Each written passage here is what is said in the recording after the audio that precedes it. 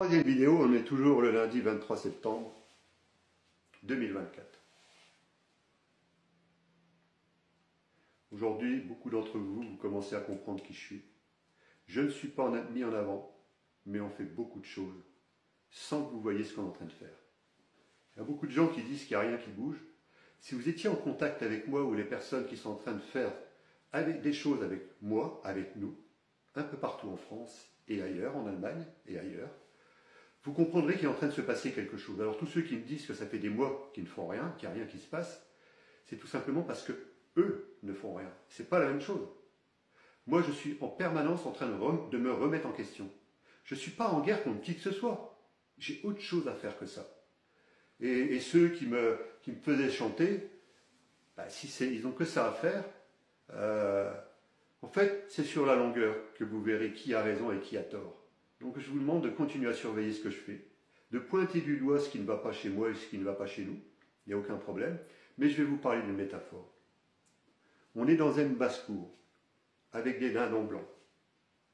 Et dedans, il y a quelques dindons noirs qui sont un peu plus malins. Et on pourrait appeler ça des moutons noirs par la société. Et donc les moutons noirs, les moutons blancs, sont en train de regarder les moutons noirs. Et comme c'est des gens qui sont un peu montrés du doigt par la société, eh ben, ils vont les regarder d'un peu plus près.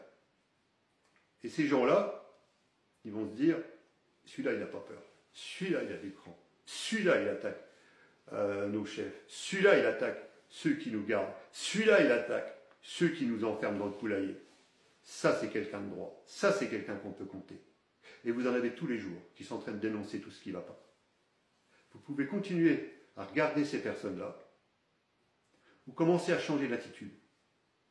Parce qu'à force de regarder les personnes qui disent que tout ce qui ne va pas, mais en fait, vous ne prenez pas votre temps à aller vers ceux qui sont en train de vous montrer une direction opposée, c'est-à-dire construire quelque chose de nouveau dans une société qui ne va plus de toute façon. Donc c'est facile de dire que les choses ne vont pas dans une société qui ne va pas. Donc tout le monde est capable de dire plein de choses. Et il y a des gens qui sont payés pour ça. On a vu dans l'organigramme, dans la table des 700, dans des choses comme ça, il y a quelqu'un qui voulait me piéger avec une liste sur les francs-maçons. Moi, je ne suis pas en guerre contre les francs-maçons. Pas mon problème. Qu'est-ce que vous voulez que je fasse d'une liste de 160 000 francs-maçons? J'ai autre chose à faire. Les francs-maçons, c'est leur vie. C'est pas la mienne. Ils ont fait leur choix. Maintenant, s'il y a des conséquences par rapport à ce qu'ils ont fait, ça ne me regarde pas. C'est plus mon problème. Moi, je n'ai pas de temps à perdre avec ça. Et donc, il y a des dindons blancs et il y a des dindons noirs. Et puis là, il y en a un qui est un peu plus bizarre. Il ne se mêle pas à la foule. Quelqu'un qui a tendance à fonctionner différemment. Et puis, ce dindon-là, petit à petit, il n'a pas le même fonctionnement que les autres. De temps en temps, il bat un peu ses ailes, et puis il dit, tiens, c'est bizarre, je décolle du sol. Mais il y en a qui le regardent, ou qui l'ignorent. Parce que, tiens, c'est bizarre, celui-là, il est un peu différent, il décolle un peu du sol. Drôle, un dindon. Alors, tu as quelques dindons qui essayent de faire pareil. Non, ça ne marche pas. Ça ne marche pas. Bon, on va pas perdre de temps avec ce gaillard-là. Nous, on préfère suivre quelqu'un qui veut nous sortir de là et qui va attaquer le propriétaire, qui va attaquer le fermier, qui va attaquer le gardien des dindons, et voilà. Et puis bien sûr, ce dindon-là est en train de se dire, moi j'essaye de leur apporter une solution, j'essaye de leur montrer qu'il y a peut-être quelque chose qui se passe, et puis au fur et à mesure qu'il fait aller ses ailes, il se rend compte qu'il est en train de décoller. Et puis là, bien sûr, il y en a qui sont ébahis. Mais c'est qui celui-là? C'est qui là? Mais il est dangereux ce type-là. Qu'est-ce qu'il est en train de faire? C'est dangereux ce qu'il fait là. Il décolle, il redescend, il décolle. Alors eux, ils essayent de faire pareil. Et puis ils n'y arrivent pas. Et puis c'est tout. Le dindon, le dindon, il continue à essayer de décoller. Puis de temps en temps, il décolle de plus en plus. Et puis c'est tout. Il prend conscience qu'il est capable de voler 1 mètre maintenant. Tiens, c'est bizarre. On m'a dit que j'étais un dindon. On m'a dit que je n'étais pas quelqu'un forcément de bien, pas forcément à suivre, pas forcément à écouter. Toujours un peu, on va toujours me chercher à m'isoler parce que je suis différent des autres. Puis bon, au bout d'un moment, il y en a peut-être marre un peu de ces bêtises-là. Moi, si je peux voler, après, je vais peut-être essayer. Puis là, il se rend compte qu'il décolle de plus en plus. Et là, les dindons noirs, qu'est-ce qu'ils vont commencer à faire?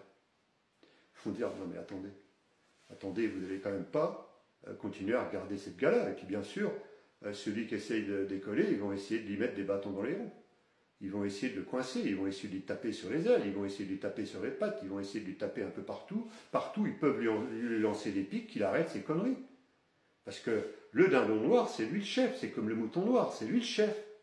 Il faut bien que tous ceux qui sont dans la basse-cour les écoutent, ces dindons noirs ou ces moutons noirs. Parce que c'est eux les chefs, c'est eux qui ont raison, ils ont toujours compris, ça a toujours fonctionné comme ça. Donc les dindons blancs doivent écouter les chefs, doivent écouter les dindons noirs. Mais au bout d'un moment, on l'a tellement rabaissé, le dindon blanc, qu'il ne se sent plus à sa place dans ce monde, dans cette basse-cour qui est fermée et qui ne peut pas décoller. Et puis là, il décide de plus en plus à essayer de voler. Et là, il se rend compte qu'il est capable de voler. Alors au début, quand il essaye de voler, il y en a plein qui se moquent de lui, il y en a plein qui ricanent. Qu'est-ce que tu vas faire? Qu'est-ce que tu crois que tu vas faire? Donc il ricane, tu n'arriveras pas à décoller, tu n'arriveras pas à voler, qu'est-ce que tu veux faire? Donc là, en fait, il y en a qui se marrent de lui, il y en a qui l'ignorent, parce que c'est dérangeant ce qu'il est en train de faire. Mais lui, au bout d'un moment, il y en a bien un ou deux qui viennent vers lui et qui disent, tiens, celui-là, il est quand même pas pareil que les autres. Parce que là, le mouton noir, c'est bizarre, parce qu'il veut être le chef. Mais tandis que celui-là, ces dindons qui essayent de voler, là, lui, il n'essaye pas de nous accaparer. Il n'essaye pas de nous donner des ordres. Il nous dit, si on veut le suivre, on peut. Oh, mais non, si on fait ça, qu'est-ce que les autres vont dire? Non, on ne bouge pas, on reste où on est, il vaut mieux qu'on soit tranquille, et puis écoutez les dindons noirs, parce que finalement, eux, ils ont peut-être raison. Et puis donc, le dindon blanc, et il va continuer à essayer de voler, et là, il va se rendre compte qu'il est capable de voler 5 mètres, qu'il est capable de monter à 5 mètres de haut, et là, ça va être la risée, mais il commence à déranger les dindons noirs de plus en plus. Ben oui, parce que les gens sont en train de le regarder de plus en plus. Et donc, le dindon blanc, en fait, c'est plus un dindon. C'est tout simplement quelqu'un qui a compris qu'il était libre. Quelqu'un qui a compris qu'on essayait de le retenir au sol. Et là, quand il commence à réfléchir à ça, eh bien, il y en a qui vont essayer de s'agripper à ses pattes, qui vont continuer à les taper, qui vont le salir, qui vont le diffamer, qui vont lui taper dessus, qui vont le tirer dans tous les sens en disant « c'est moi le chef, tu vas écouter, tu vas nous suivre ». Voilà. Si tu dois te sacrifier pour les autres, tu dois le faire. Tu dois écouter nos ordres. Alors le dindon blanc qui découvre en fait petit à petit qu'il est peut-être carrément différent des autres. Il n'est peut-être pas ce qu'il a toujours cru toute sa vie, qu'on lui a caché, qu'on a voulu lui montrer qui il était. Et au bout d'un moment, il en a marre de ces conneries-là. Il en a marre d'attendre que les autres essayent de comprendre ce que lui veut leur dire. Et il décide de prendre son envol. Que ceux qui veulent faire la même chose que lui, eh bien, s'ils doivent le faire, ils le feront. Mais il n'est plus en train d'attendre tout le monde. Il n'est plus en train d'attendre quelqu'un en particulier. Il a tout simplement décidé de prendre sa vie en main et d'assumer ses choix et ses responsabilités. Et en fait, ce dindon-là, c'est tout simplement un aigle royal qui, un jour, s'envole. Et il va décoller.